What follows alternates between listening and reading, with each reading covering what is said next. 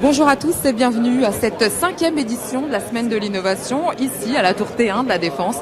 Alors cette année, 5 thématiques principales, on va dire les Smartware bien sûr, avec les Smart City, Smart Home, Smart Building et Smart Industry, mais aussi les énergies renouvelables, la mobilité, l'accès à l'énergie et les blockchains. Alors cette année, la particularité, c'est qu'il y a 85 événements à travers 24 pays et 80% des événements ont lieu à l'international.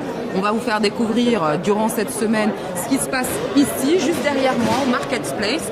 On va aller voir et aller à la rencontre de chacune des startups qui va nous pitcher en somme en quoi consiste son innovation. Allez, c'est parti. Alors, Nextflex, les startups présentes ici à la Défense, et je vous rappelle, si vous venez venir les voir, n'hésitez pas, ils sont à la Tour T1 de la Défense. Alors, dites-moi, Nextflex, ça consiste en quoi ? En fait, le business de Nextflex, c'est ce qu'on appelle la flexibilité électrique ou le demand response. C'est-à-dire qu'en fait, on rémunère des sites industriels ou tertiaires pour le service qu'ils nous rendent de réduire leur consommation d'électricité ou alors d'augmenter leur production d'électricité, mais à notre demande. Donc en fait, nous, on est actifs depuis 5 ans et aujourd'hui, on a en portefeuille plus de 400 sites, 600 MW. On est actifs sur 3 pays, la France, la Belgique et les Pays-Bas. Et ce qui est très intéressant, c'est que par exemple, on a contribué cet hiver au Security of Supply en Belgique en fournissant 200 MW.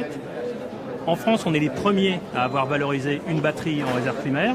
Et aux Pays-Bas, on est les premiers à avoir valorisé un site de production d'énergie avec un site industriel de manière à faire de la réserve secondaire. Donc notre trajectoire maintenant, c'est de faire encore mieux dans les pays dans lesquels on est présent.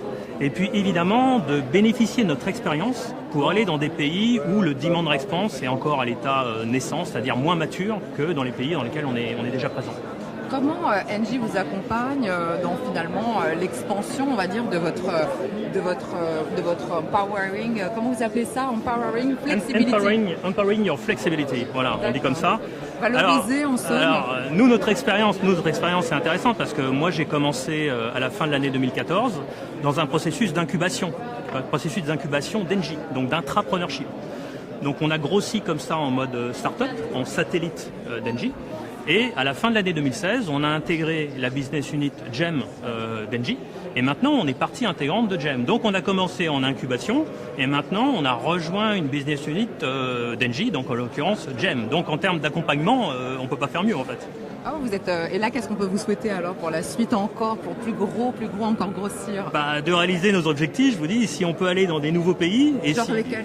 Nous, on est intéressés par faire des choses en Italie, on est intéressés par faire des choses aussi éventuellement en Roumanie, où ils sont en train de réfléchir en fait à construire un marché du demand response. Donc on voudrait saisir ces opportunités. En quoi c'est important pour vous d'être présent ici à la Défense pendant toute une semaine? Ce qui est important pour nous, c'est évidemment d'être de plus en plus visible. Nous, on travaille très étroitement avec les équipes de terrain d'Engie, donc ce qu'on appelle les sales. Donc les gens qui vendent de l'électricité, les gens qui vendent du service, ils peuvent prendre notre offre sur étagère, l'associer à la leur, et après on s'occupe de tout. Donc c'est très important pour nous d'être encore plus visible que ce qu'on était jusqu'à présent. Très bien, merci et bonne semaine à vous. Merci à vous. On va continuer.